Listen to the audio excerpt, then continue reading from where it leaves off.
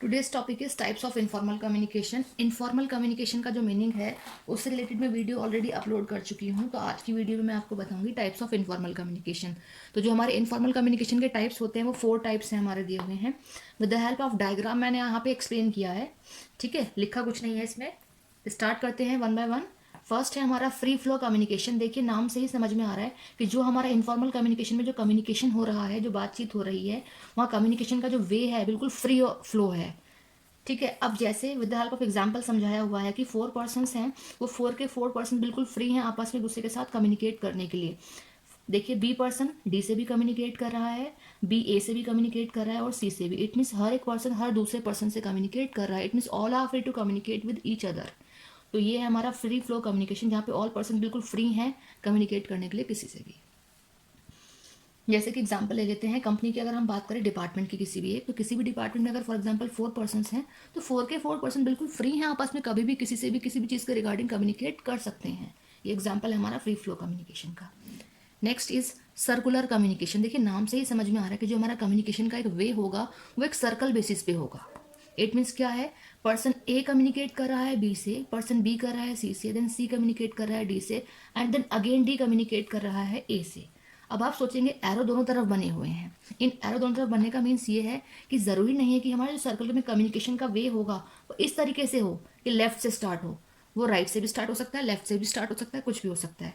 तो कम्युनिकेशन का जो हमारा फ्लो होगा वो ये भी हो सकता है कि पर्सन ए कम्युनिकेट करेगा डी से, डी करेगा सी से, देन सी करेगा बी से कम्युनिकेट और बी करेगा ए से कम्युनिकेट, ठीक है।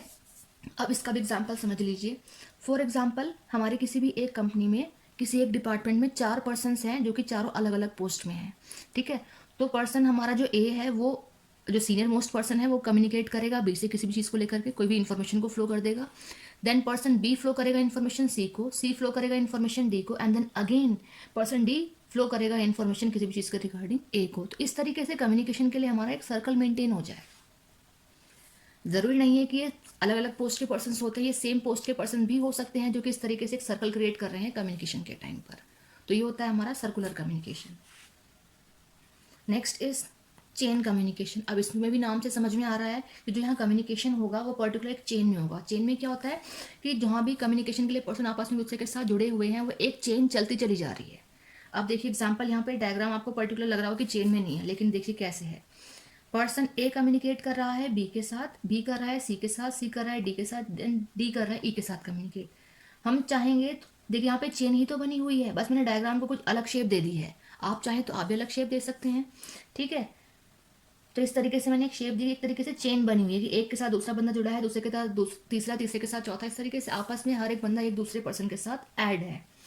अब अगेन सेम थिंग है कि एरो दोनों तरफ लगे हुए हैं। इसका मतलब ये है कि जरूरी नहीं है कि चेन हमारी ए पर्सन से स्टार्ट हो, जो चेन है वो हमारी पर्सन ई से भी स्टार्ट हो सकती है कि ई ने कम्युनिकेशन किया डी को, डी ने सी को, सी ने बी को फ्लो की इन्फॉर्मेशन, देन बी ने ए को फ्लो की। तो इस तरीके से जो हमारा चेन कम्युनिकेशन है, चेन कम्युनिकेशन में जो मेंबर्स हैं कम्युनिकेशन के लिए एज अ चेन ऐड होते चले जाएंगे। तो आप यहाँ पे एक दो पॉइंट्स अपने अकॉर्डिंग ऐड भी कर सकते हैं, नो प्रॉब्लम, क्योंकि कोई चीज़ बिल्कुल फिक्स नहीं है इसमें कि हमें नहीं पता श्योरिटी कि इस पर्टिकुलर कम्युनिकेशन में चेन में कितने मेंबर्स इंक्लूड हैं। नेक्स्ट बात करते हैं, पॉइंट है हमारा फोर्थ टाइप है हमारा इनफॉर्मल कम्युनिकेशन का, व्हील कम्युनिकेशन। अब व्हील कम्युनिकेशन में देखिए क्या है, एक पर्सन बिल्कुल मिड में है, उसके साथ 4 पर्सन आपस में कम्युनिकेट कर रहे हैं। अब इसका एग्जाम्पल समझिए। सबसे बड़ी बात तो ये है कि जो यहाँ पे कम्युनिकेशन का फ्लो हो रहा है वहाँ पे क्या है कि एरोज दोनों तरफ लगे हुए हैं। इट मीन्स क्या है, जो मिड पर्सन जो है वो आपस में इनसे भी कम्युनिकेट कर रहा है, ये लोग भी कम्युनिकेट कर रहे हैं ए पर्सन से। एग्जाम्पल समझिए, फॉर एग्जाम्पल ये कंपनी का प्रोडक्शन डिपार्टमेंट है, किसी भी एक डिपार्टमेंट का एग्जाम्पल कोट कर सकते हैं, प्रोडक्शन का ले लेते हैं। तो ये क्या है, हमारा प्रोडक्शन मैनेजर है और प्रोडक्शन मैनेजर के अंडर में 4 पर्सन काम करते हैं, ठीक है। जो प्रोडक्शन मैनेजर है वो किसी पर्टिकुलर इन्फॉर्मेशन को फ्लो करेगा चारों को एक साथ। तो इस तरीके से ये जो एरो गए हमारे चारों इस तरीके से चले गए। लेकिन ज़रूरी नहीं है कि एक प्रोडक्शन मैनेजर के अंडर में जितने पर्सन्स काम करें उन्हें कोई प्रॉब्लम नहीं होगी। उन्हें भी प्रॉब्लम हो सकती है, उन्हें भी कुछ भी डिस्कस करना पड़ सकता है अपने मैनेजर के साथ। तो वो लोग भी आपस में कम्युनिकेट कर सकते हैं अपने सीनियर पर्सन के साथ, प्रोडक्शन मैनेजर के साथ। इसीलिए जो कम्युनिकेशन में एरोज बने हुए हैं वो बोथ साइड हैं, ठीक है। अगर ये सेंडर है ये रिसीवर है तो सेंडर टू रिसीवर भी है, रिसीवर टू सेंडर भी है। It means both person communicate with each other, ठीक है। अब व्हील का मतलब क्या है कि जो कम्युनिकेशन है हमारा जो मेन पर्सन है, इस मेन पर्सन के द्वारा इस तरीके से फ्लो हो रहा है बाहर की तरफ, ठीक है। इसीलिए हमने इसको नाम दिया है व्हील कम्युनिकेशन। देखा होगा आपने, जब गाड़ियां चलती हैं कोई व्हील घूमता है तो व्हील में क्या है, इस तरीके से एक पिक्चर से शो होती है। तो वहाँ यही चीज़ शो हो रही है कि मिड से जो मिड पर्सन है वो एक तरीके से फ्लो कर रहा है कम्युनिकेशन इस तरीके से सभी को एक साथ। तो ये विल कम्युनिकेशन हो गया।